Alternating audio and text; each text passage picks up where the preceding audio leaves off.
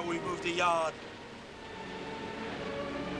Blast the sun wind! We'll make no headway against the southeaster, sir. Well, Mr. Baines, where's ship? Bring her round again. Aye, aye, sir. Stand by to worship! Bend your braces! Bend your braces! Come on, look lively there! Look lively there, come on! On the feet, scum! Get up! Come on, look lively there! Kausi! Level them up there, level them up! Come on! Move, you punch-lit longshoremen, you! Move! Ease her off, quartermaster! Ease her off!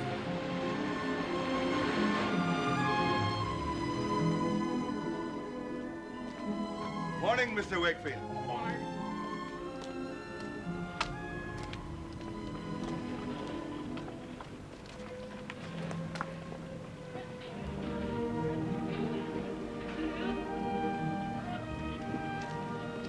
Wind shifting, Mr. O'Needon. Ah, I thought it was too good to last. You mark my words, Mr. Simpson, it'll bring rain. It'll bring rain, you know. Aye, and lay the dust, Mr. O'Needon. But bad for business, Mr. Simpson. Bad for business. True. Excuse me. Good morning, Mrs. Furlong.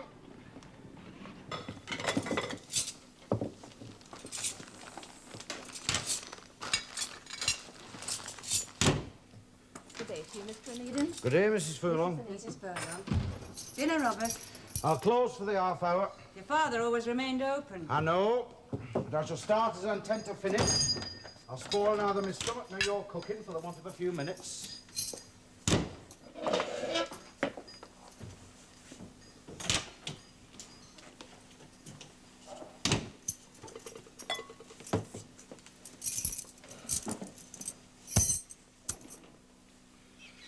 We thank thee, O Lord, for all thy gracious bounty.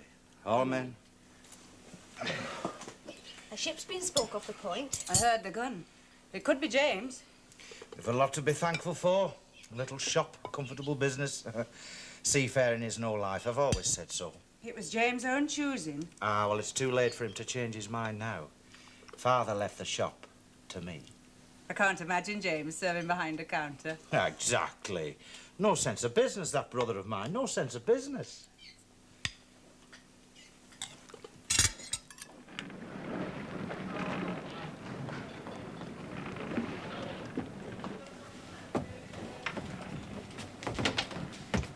Captain O'Needon. Mr. Callan, your servant, sir. Had a fair passage?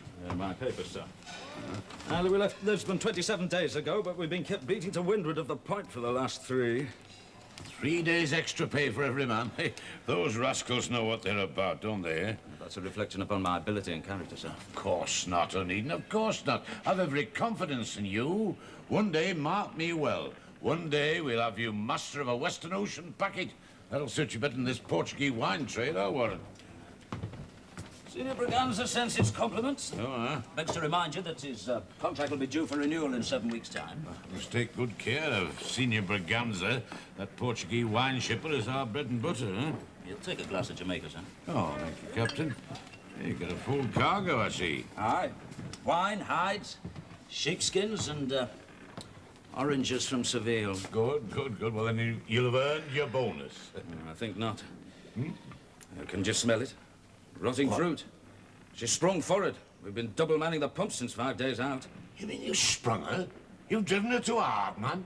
In your service, sir. Gee, more expense. An owner's hand is never out of his pocket these days. Well, below the waterline, she's riddled with worm. I did draw the matter to your attention in my last report. And knowing this, you still drove her hard. It required a fast passage. Gee, what use is a fast passage if you waste time and money hanging around the point for 3 days? A ship that will drive into the wind is yet to be built. Don't try and teach me my business, sir. I'll be aboard first thing tomorrow morning. Find out what other damage you've wreaked. Good night to you, Captain. Good night, Mr. Callan. One day, I'll give you a lesson in business, Mr. Callan. Oh, James, thank you. It's lovely. Thank you, James.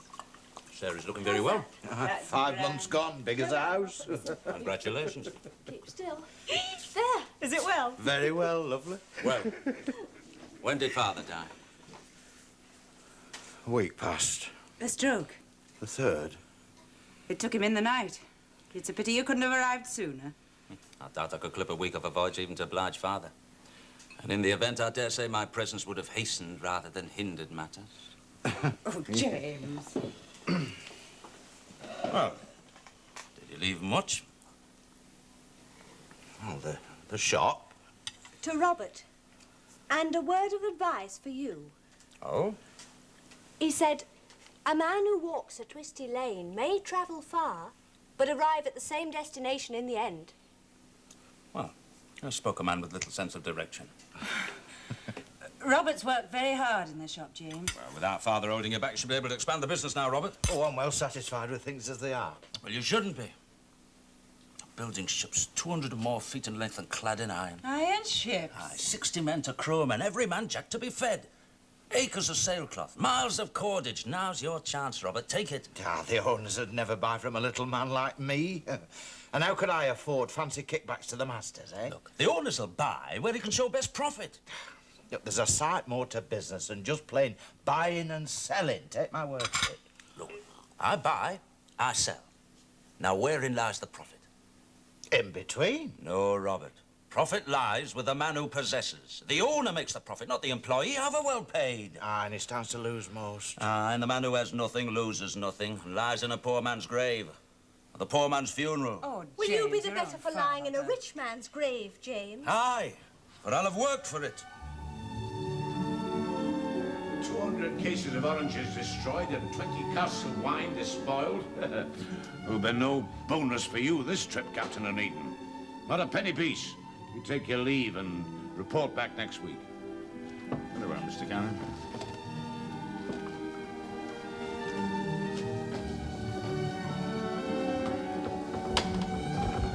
Captain O'Needin, sir.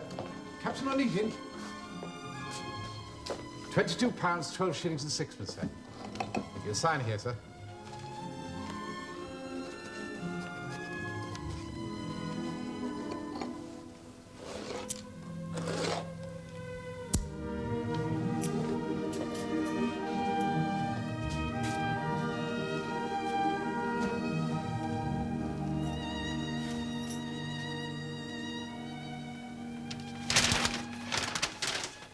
Pay attention to your work there.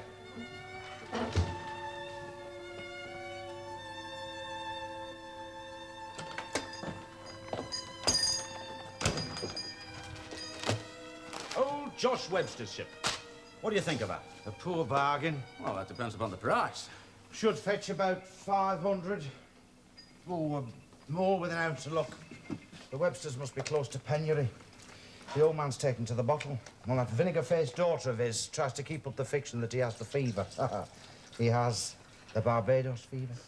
She'd still be unwed then, I dare say. Well, who'd have her? Tight as a crab apple and wrong side of 30. Asking price should be low. Bound to be. I doubt if that ship has tasted salt water for 2 years past. The Charlotte Rhodes is the jest of the waterfront. Oh, Fraser's Yard's built her. Fraser's built sound ships. She's not sound now. She's fit only for stripping and turning into a coal hulk. Under 500, you reckon, eh? Robert, I've 175 saved. Will you lend me the balance? What, for that wreck? You cannot be serious, James. I'll give you a note of hand. You shan't lose by it. On what security? A partnership. A partnership. In what? A trading venture, eh? You propose to put to sea in that? Aye. I'll sail in a skiff if need be. The sea routes are spoken for. The owners would crush you, and they've no taste for competition. Look, £325, that's all I need, and I'll make a fortune for you. I doubt if I could put my hands on 325 shillings, much less pounds. Well, you've the shop and the stock. A shop and a stock? You're asking me to mortgage wife and family against a foolhardy venture that's doomed to failure before it even begins? You speak so grandly of the world as your oyster, but that shell has long been prized open. Shop and stock. Well, where do you intend to sail that wreck? And with what cargo? Oh, somewhat careless with your casks, Robert. Not I. Fool of a drayman dropped it and lost me its contents, but I shall claim, never fear, I shall claim. Oh, somebody be out of pocket. Not I. Oh, manufacturer. Oh, the carrier. It's his responsibility. A carrier, eh? Mm-hmm. Robert, which has greater value? Cask or content? Well, the cask, naturally, it's made of seasoned oak, but it's of little value now. Vinegar? Ah, 9 gallons of it straight down the drain. Why, are you thinking of carrying vinegar on that hook? At least it might pickle its timbers. Not vinegar, Robert. Wine. The wine trade. Oh, for God's sake, James, you're not thinking of competing with Callum? Why not? He's had a good run for his money. Look, the Braganza contract has but 7 weeks to run. I think I see a way of snapping it from under Callum's nose. James, even if you had a ship, Callum would undercut any price you could offer. He can afford to. And he'd neither forget nor forgive. He's a hard man, James. He'll run you off the seas. No, I know Callum. And I know Braganza. And between them, they play you like a fish. It is not I who take the bait, but I must have a ship. Now. Robert, will you lend me the money?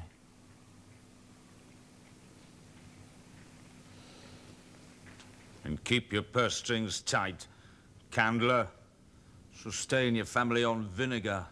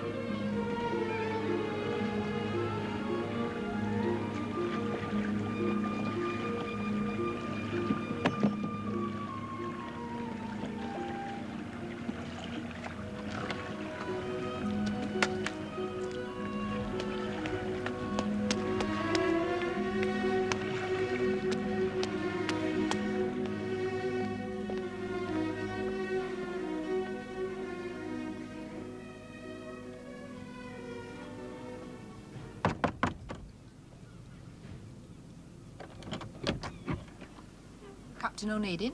Good evening, Miss Webster. I apologise for the lateness of the call and any inconvenience, but, might I have a few moments' conversation with your father? To what purpose? A matter of business. I'm sorry, sir, but Captain Webster is indisposed. It is a matter of some consequence. To you or to us? Well, I had hoped to make an offer for the ship. Might save the bother of public auction. Private sale? Do you represent yourself alone or others? With respect, Miss Webster, but my business must lie with your father. Very well. If you'll step inside, I'll inquire if my father will receive you. Thank you.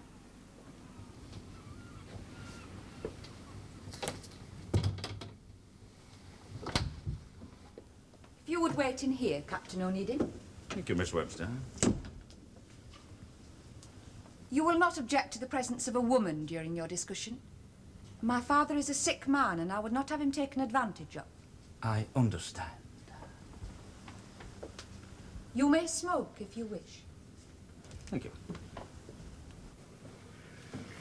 It's time, daughter. It's time for my tot. Oh, Father, do try and pull yourself together. I need my tot. We have a visitor. I can't see no one without I have my evening tot. A gentleman neighbour inquiring about the ship. I'm entitled. Couldn't you have shaved, just for once?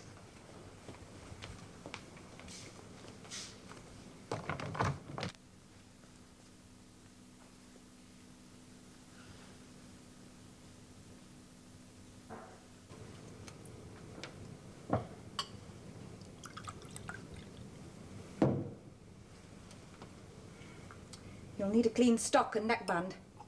And shoes.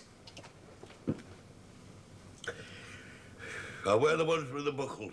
My buckle shoes and my uniform. You've naught other, all else is in pawn. Gentleman of some importance, is he? We're already acquainted with Captain O'Needin, Father. O'Needin? That young pup. Tradesman's son. Young upstart. Pious, parsimonious family, the O'Needins. His father refused to extend my credit. And as a result, my ship's rotting away. World's going through a pretty pass when a tuppenny shopkeeper can refuse a gentleman. But I outlived that mean-minded old devil for all his sharp ways. Now his son wants to bargain for my ship, does he? I'll bargain, by God. You will leave the negotiations to me, Father. I fancy that Captain O'Needin had it in mind to name a sharp price. But if you do not disgrace me, we shall meet him. I believe you're acquainted with my father, sir? Your servant, sir. Merchantman, aren't you? Aye, sir. And a true O'Needin by the cut of your jib. Well, take it easy, man, take it easy. A glass or two of wine, daughter. Thank you, sir, but I prefer to keep a clear head when discussing matters of business.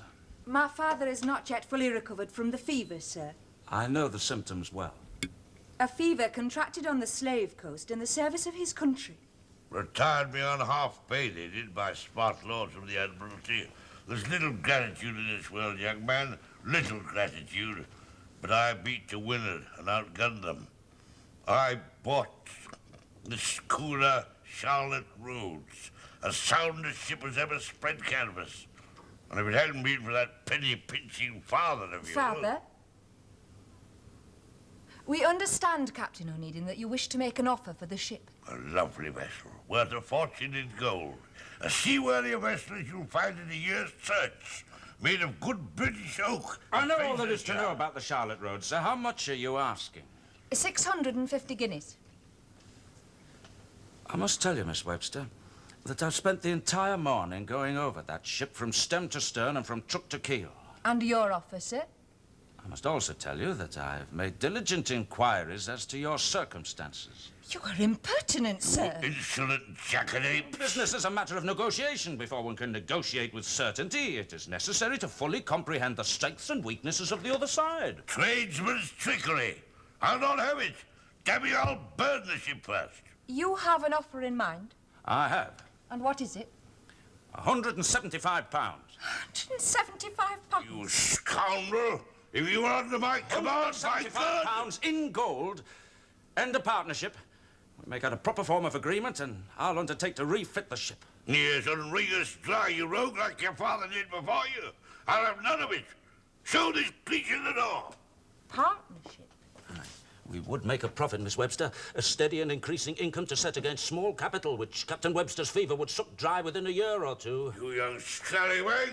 If I had half my strength... You'd not be in the straits you find yourself in now. Well, Miss Webster... You're a villain, sir. A smooth-tongued, thieving villain. Do be quiet, Father. We should require proof of more than good intent. The ship is mine. I will not sell. Don't listen to him, man. Get him out of my sight. If you please, Captain O'Needin, my father desires to consider the matter closed. This way, if you please. I think we may speak more privily here.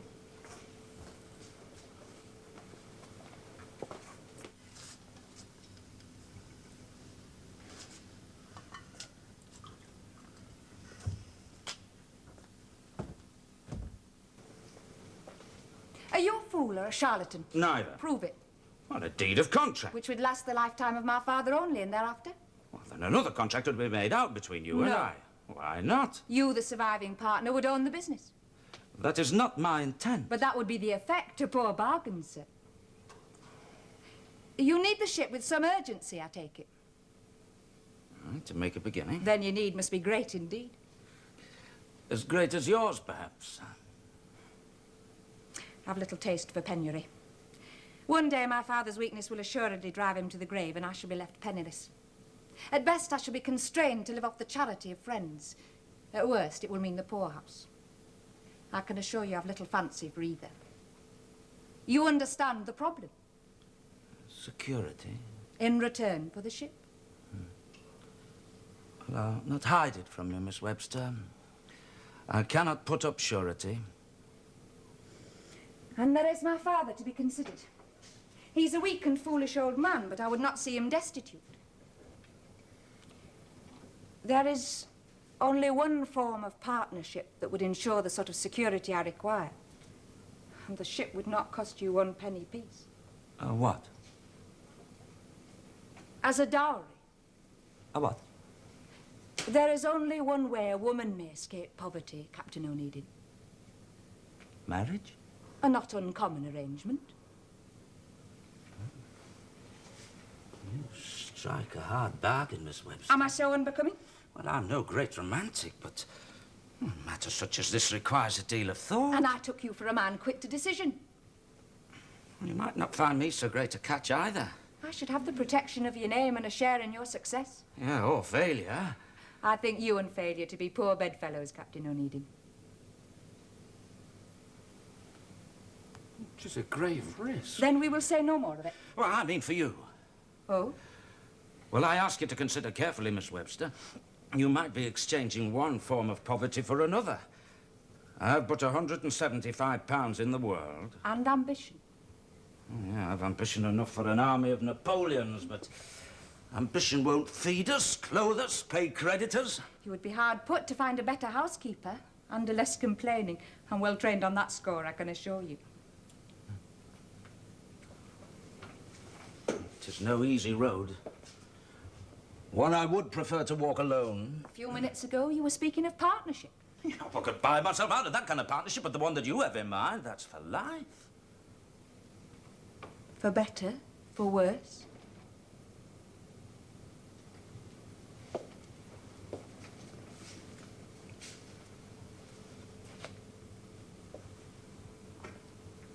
For richer or poorer.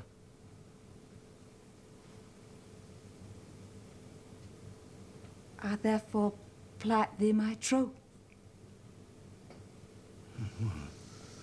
Ship will need cordage and canvas and timbers caulked and... It is a bargain, then? I wonder which of us will have the better of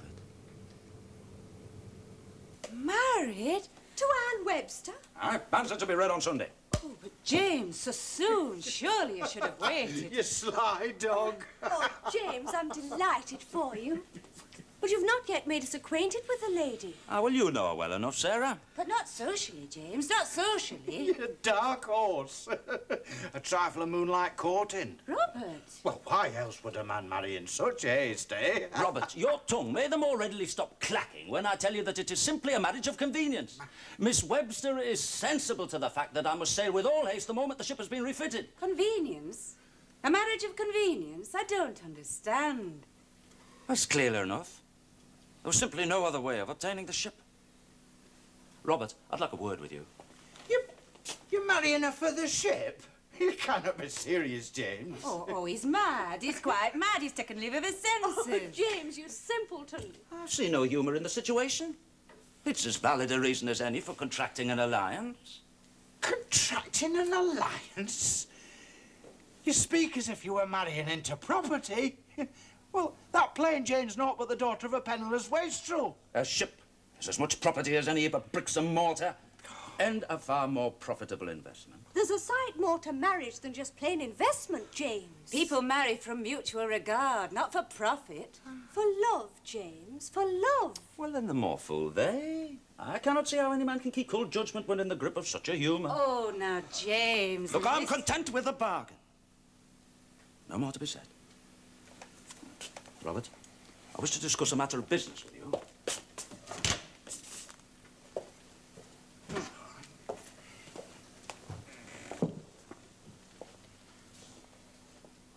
James, I would advance you that money, James, but to save me from a fate worse than death. No, Robert, you can do me better service than that. Read this. She's so many years his senior. Aye, and such a fright as never was. I don't understand. Well, it's simple enough. It's a deed of partnership between you and I. Oh, no, James, look, we've been through all this before, and I will not be a own the party. ship. You don't. This makes you equal partners. You take half the profits. In return for what? Well, as I shall be sailing the ship myself, I must have somebody ashore to look after my interests. That man must be a partner. Now, who else could I trust but my own brother? And my liabilities? If the ship goes, I go with her. You lose the prospect of a profit. Ha. Ha ha ha, have you, James? You think to refit the ship at my expense. Well, I'm too smart a dog to be caught like that. I'll have none of it. £150, Robert. More than enough, would you not say? Let us call it an earnest of good faith.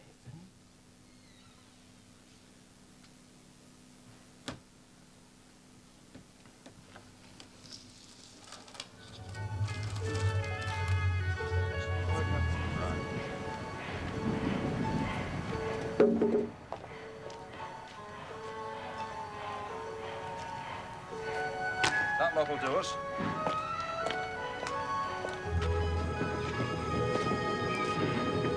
Captain, water cask ready for inspection, sir. Read that hazard, will you?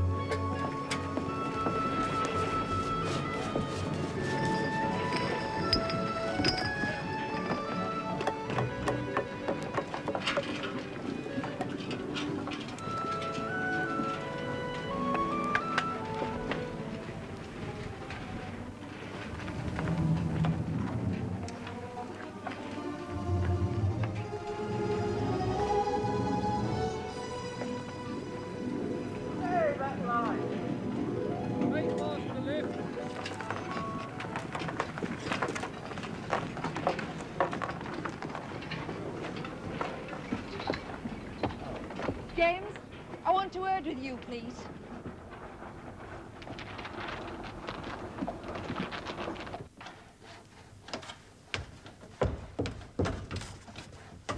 James, what is the meaning of this? It is made out clear enough, my dear. Do not my dear me, you scoundrel. And I'll not be berated either before or after marriage. There will be no marriage, sir, and no dowry. You may whistle for your ship. You're a rogue, sir, a rogue. You're allowing sensibility to cloud your sense of judgment. This piece of paper is merely a deed of partnership. No more, no less. Exactly. A deed of partnership in which you undertake to share half our profits. Our profits, mark you, with that other rogue, your brother. I will have none of it, sir. None of it. Suffer from the same thing as Robert. Blindness. So overcome by apprehension and Robert by avarice that neither of you can see that which is manifestly clear. The one thing manifestly clear to me is that Robert takes half our profits. That is also the one thing manifestly clear to Robert, fortunately for us. You dare speak of fortune? And I take it you have no wish to be besieged by debtors while I am away. Of course not. In this form of agreement, each partner is responsible for the other's debts. Now, as I shall be away at sea, that responsibility falls upon Robert. I assure you there'll be little change from the 150 sovereigns that I gave him, and come allotment days, somebody must needs be at hand to pay those seamen's wives. I see. But it still entitles him to half the profits, does it not? Not quite. Entitles him to half the profits of the voyage. Not quite the same thing. Now, if things go how I intend they shall, I fear the voyage will show no profit at all. No profit? But for the agency of the goods I bring back, there should be handsome profit enough. In which Robert has no share. You must learn, Anne, that in matters of business, I give nothing away.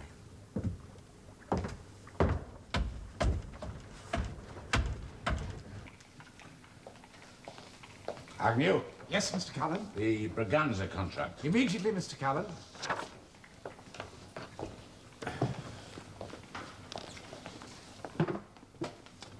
Sharp practice, Agnew. Sharp practice. I can smell it. Yes, that's his game, I'll be bound. Sir?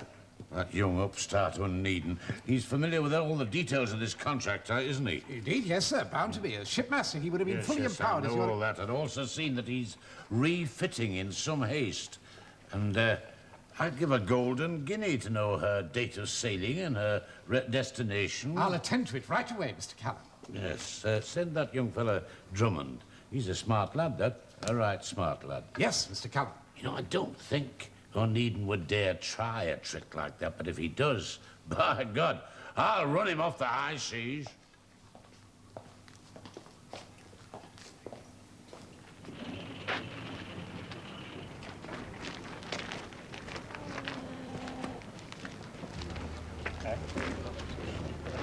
Morning, lads.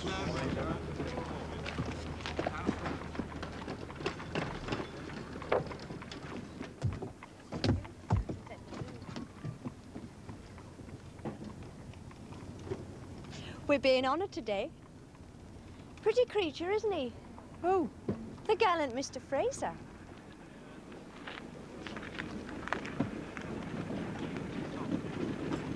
He has a dreadful reputation. Oh?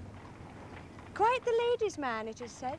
I don't doubt that he's come to see James on a matter of business, but he mustn't glimpse me like this. Oh, I'm sure Mr. Fraser too polite a man to notice. He's noticed you, I think. He really is quite the flirt. I think you're too bold, Elizabeth. I'm perfectly safe with you as chaperone, Anne. Permission to come aboard, sir? Aye, if you must. He is coming aboard. You're not my responsibility. But I'll not endure Mr. Fraser seeing me like this.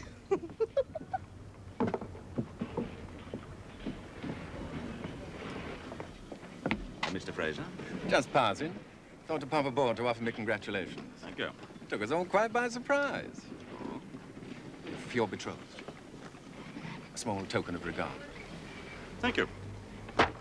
You've made a splendid match, I would say. Peas from the same pod, eh? I would appreciate an invitation. What? To the wedding. Oh, it is to be no grand affair. Quite right. Far too much pomp these days. I take it Miss Elizabeth will grace the occasion with her presence. Oh, so that's the way the wind blows. You have little chance there, Fraser. My sister is already promised. Yes, she has engaged to marry Mr. Fogarty. Now, Mr. Fogarty is mate of a brigantine. Be returning soon. No doubt to claim his betrothed. The ladies are notoriously fickle creatures. Not Elizabeth. You're wasting your time there, Fraser. Thought you might care to put in a word for me. Influence of a brother, you know. Why should I? Self-interest. You're a sharp chap, Eden. Very sharp. No offense. Paying you a compliment. Well, come to the point. Putting it as delicately as I can. You marry into shipping, eh? Thought you might care to consider another alliance. Shipbuilding. We have the yards, you know. Just a thought. Are you serious? But of course. Wouldn't have broached the matter otherwise. You might find my sister to have strong views on that score. I'd be more than disappointed if she did not. But obstacles, by their very nature, are ours to overcome. Do you not agree? Given a free hand, that is. No cargo, sir. He will be sailing in ballast. It must be the Reganza contract he's after. Due for renewal on the 31st. That's 10 days.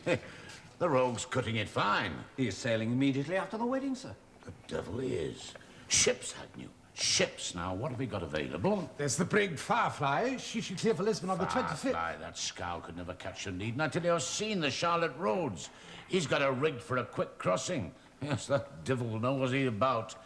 Oh, a fast ship, Agnew. A fast ship, that's what I need. There's only the Maud, sir, but she's a package ship. Clipper? Get that ship cleared for Lisbon, no later than first tide tomorrow. Yes, See but, to it, man. But she's already taking cargo for Boston and Philadelphia.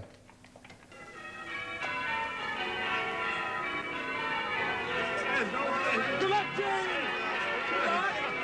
Good luck!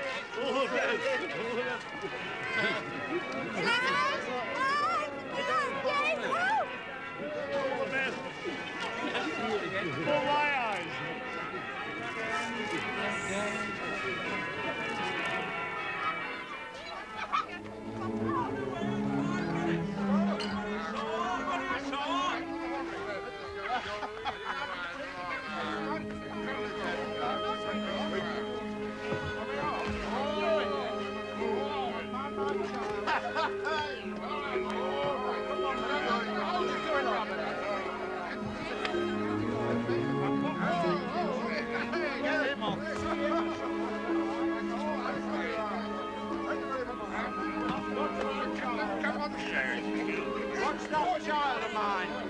Help her up, Jim.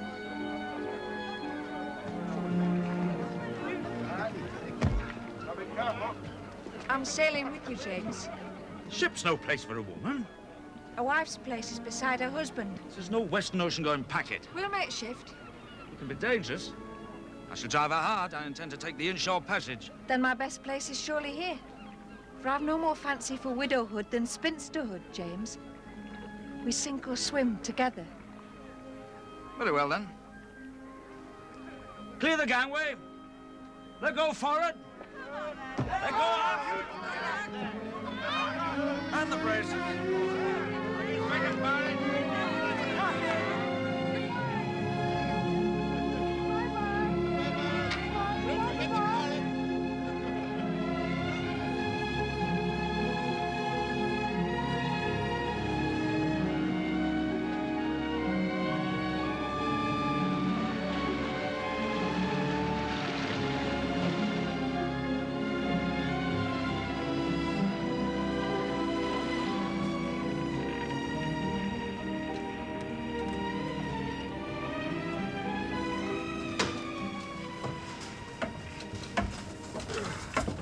Well, stolen the march on Callan.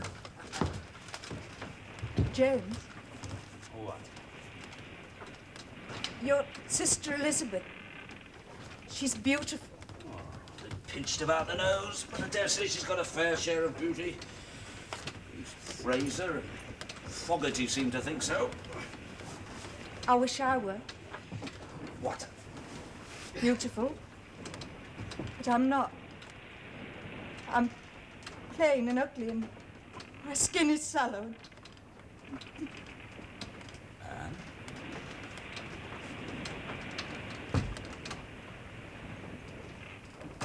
Anne.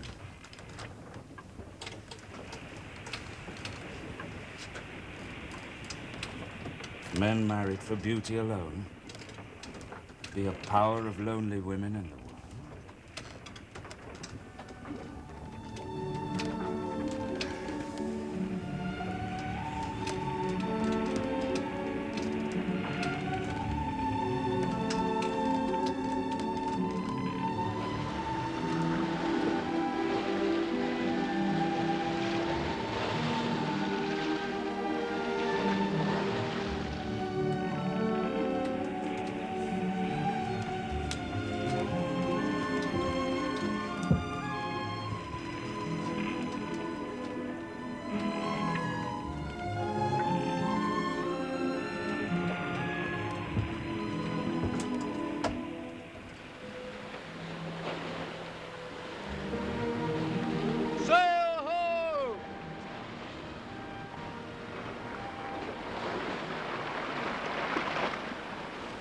Well?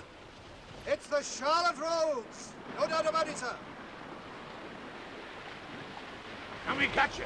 She has neither a hope nor a prayer, sir. We have her by the heels.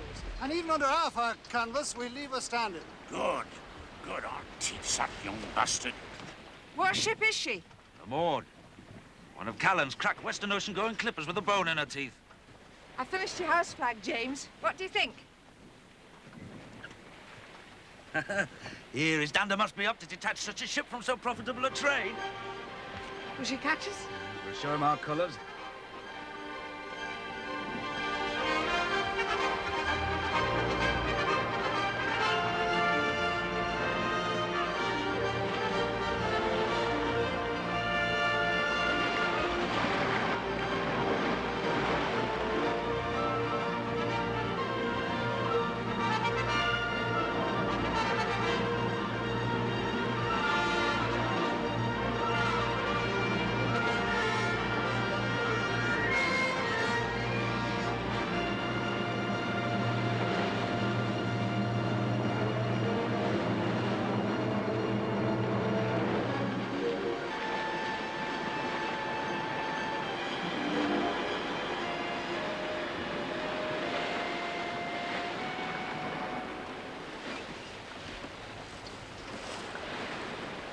His topsails below the horizon. We've beaten him, Davis. We've beaten him. Now I'll crush him.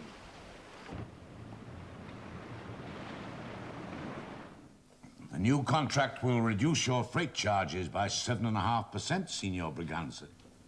I'm overwhelmed at such generosity, senor. Yes, it's in your favor, but you won't get better terms anywhere else. I warrant that. You're more than generous, senor. So if you would kindly read these documents, please.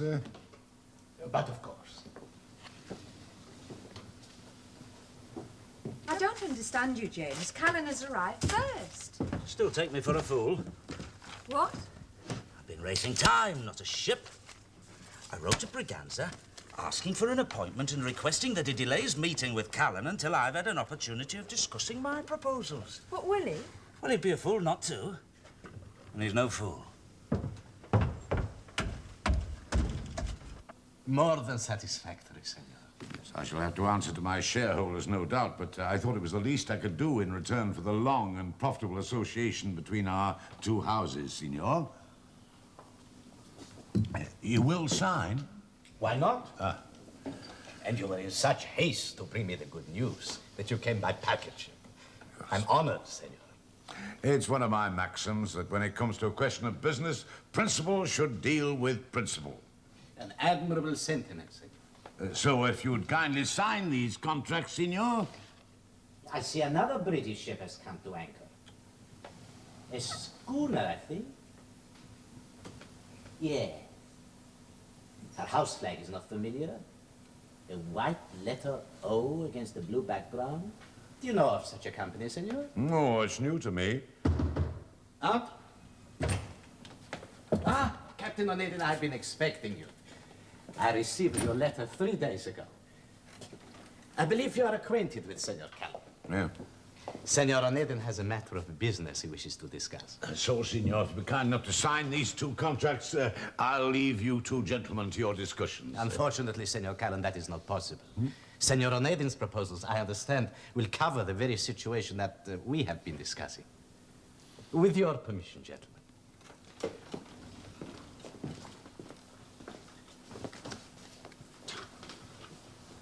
$7.5%, senor. Well, I'm not the man to stint when business is at stake. I'll make it 10% and add another ship. That gives you 6 ships to call on and 10% reduction in your freightage charge. You have no comment, senor? Then you put me in some difficulty. Without knowledge of your proposals, I must drive with the devil, eh? I can better anything that Callan can offer. I'll put an end to this lottery. 15%. Now, beyond that, no man can show a profit. I can. He's got but one ship. Well, I shall have more. How? That's my affair. I'll offset my losses against my immigrant trade. 20% for the first 6 months, 15% for the next 6, and thereafter an option to renew. Now, if he tries to better that, he'll bankrupt himself and you. I'll carry your wine free of all charges. What? You'll find small profit there, I think, senor. He's mad. I shall find profit enough if I'm made your sole agent for the United Kingdom. I see. No, it's impossible to sail a ship on commission alone. I shall also want a contract guaranteeing that my ships, and my ships alone, have the concession of returning your empty wine casks. I begin to understand. Please continue, senor. Your proposal interests me. Well, a matured wine cask is of greater value than its contents, you'd agree? Indeed, yes. Well, in future, instead of paying 15 or 20 different shipping agents, you pay only one. Me. And I undertake to collect and deliver, at agreed intervals, your wine casks in good condition. I'll discuss the matter of their freight charges later. It is a clever scheme. A too clever behalf. If it's your empty barrels you're concerned with, Senor Callan, please. Where does a man in my position place his trust? That is the question I must answer. In you, senor? Well, in all the years of our business, your rates have gone up and never once come down. Until now. Certainly you will serve me at any price. But is it to serve me? Well, I think not.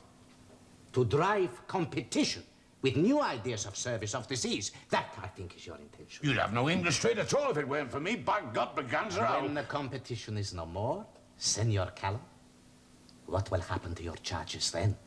They'll remain where I quoted them. Captain O'Neill has made a better offer. Good day to you, senor. You've not heard the last of this, Braganza. nor you, Eden. I'll drive you off the seas. You'll learn, by God. You'll learn. And now to business. First, you will require a note of authorization. Then, there is the matter of your commission, and you will explain to me in detail. Well, your empty wine casks are stored in warehouses and transit sheds throughout the length and breadth of the United Kingdom. I undertake to collect all your casks in my warehouse. Oh, you have a warehouse, senor? I will have.